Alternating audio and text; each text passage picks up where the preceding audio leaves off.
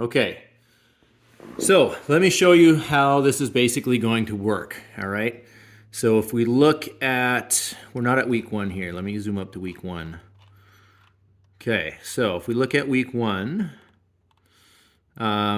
this is gonna go from basically 54 kilometers worth of work or 6.25 hours in the first week. And this is just your aerobic work plus anaerobic work.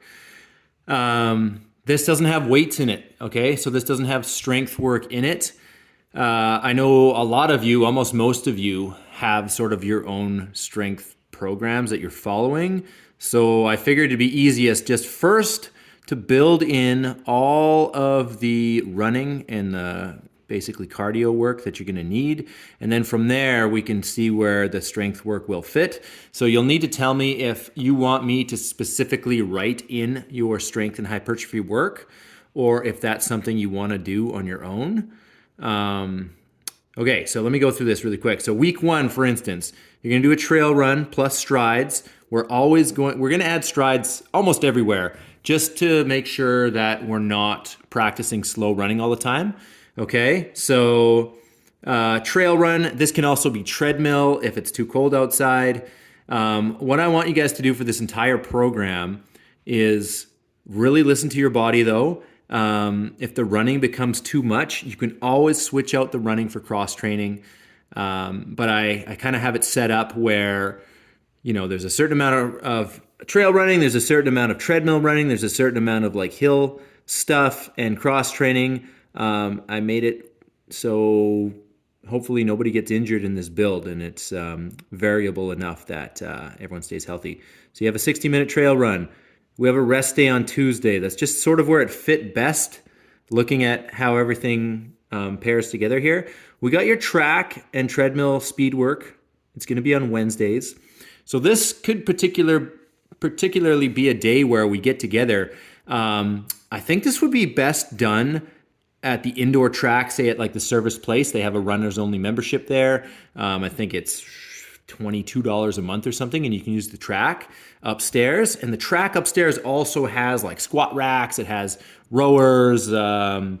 It's got a bunch of stuff. So I could add on to this a little bit of hypertrophy work, because I think I would put hypertrophy work here anyway, and we can potentially do it as a team. We can't really do this one in my garage because I wouldn't have enough treadmills for everybody to do it. I probably only have 2 or 3 during the winter.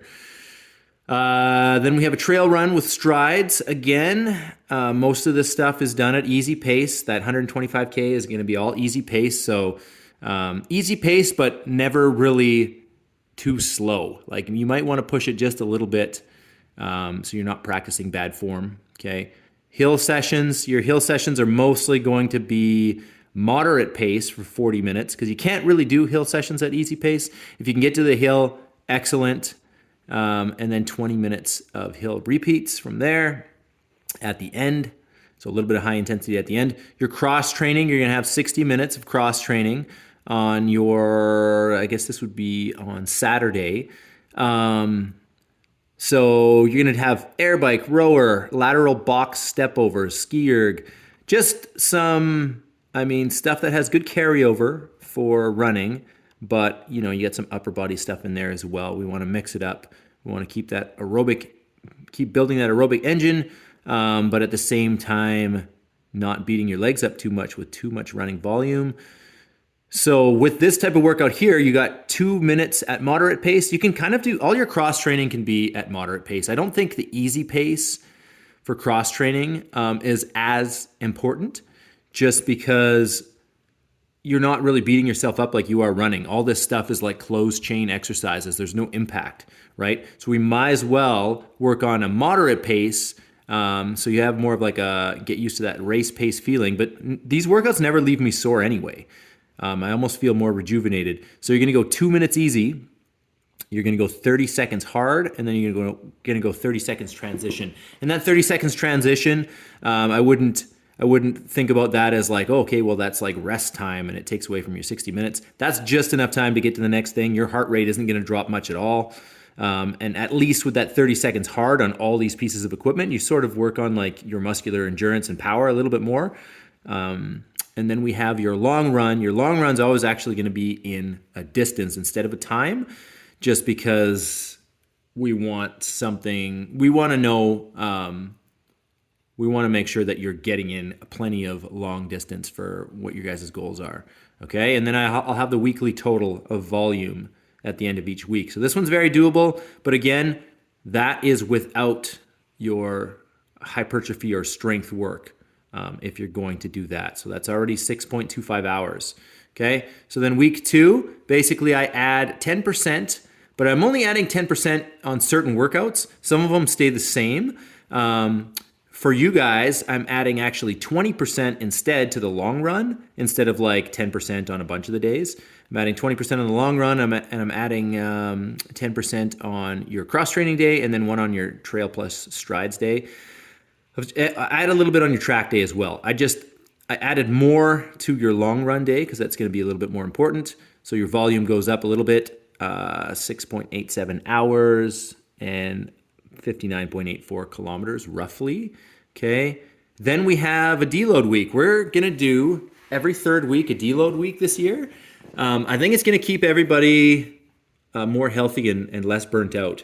So basically swinging the hammer hard, but recovering hard. Your deload weeks are roughly 60% of your last weekly total.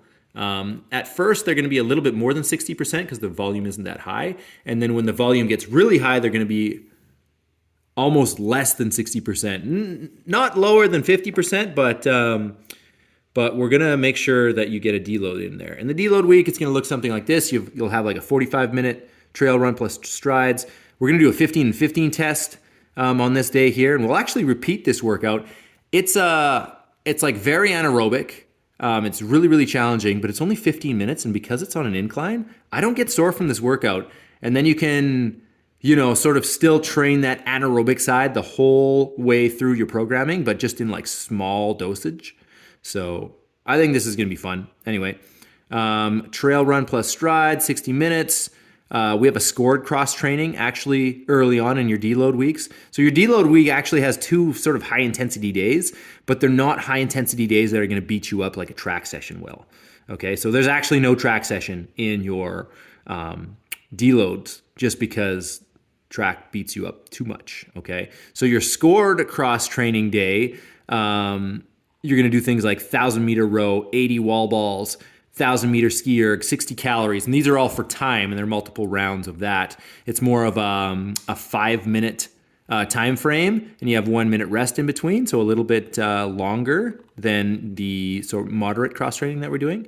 And then your long run is cut way down on your deload week. Okay, so then we go back to a build, and what you'll notice here is this build week is actually the same as it was right before the deload. So the long run was 18K and we're doing 6.875 hours. If we go up before the deload week, that's actually the same as this week here. So instead of dropping back, like last year, we built for 3 weeks, we did a deload, and then we dropped back to the volume of our second week and built from there.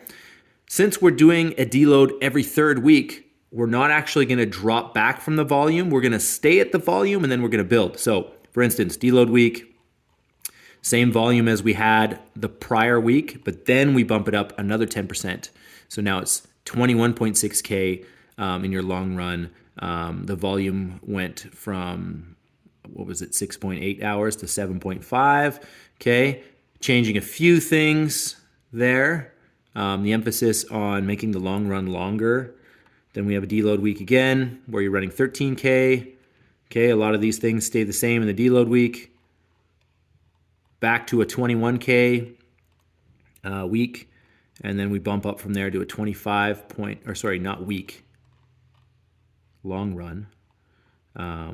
Then we bump up to we're almost at 26 now kilometers for your long run, and we're starting to make 2 long runs during your week. You'll see now. I started kind of taking that 10% that we need to build, and I started sort of dividing it mostly into your 2 long run days, just because you guys are going to have to run so long. So for your goal. So we have a trail run plus strides. This one's at 110 minutes now. This one starts building with this one simultaneously. So we're already up to about 72.4 kilometers worth of volume. Definitely not worth of like running distance, but some of that is hill, some of that is cross training. Yeah, I think it's going to be enough. Then a deload week, we keep building. We're getting to 72K worth. Here's where it gets really big, 79K, and you can see your two long runs. Your long run's 31K and 132 minutes worth, okay? So you got two big long runs there. Let's see here. Okay, it might peak here, it might not. We'll see how you guys feel, but at week 13, the end of week 13, we have 10 hours roughly of just aerobic work. It's going to be roughly 87.6 kilometers worth, just the way I split up the intensities. And you can see we actually have back-to-back long runs here. So we have a 37K long run. That's about as long as the longest we're going to make a long run, though, for sure. They talk about on the Running Public that anything over about 3.5 hours starts to get too long. But, I mean, you guys are doing the extreme. So we kind of have to stay at the highest end. So 37K and then a 132-minute trail run back-to-back. You're not necessarily actually going to do this. I might schedule this week a little bit different. I took the structure from what I did for Stephen Hennessy. I made a build for him. And with that one, this was sort of his like practice run for his 100K.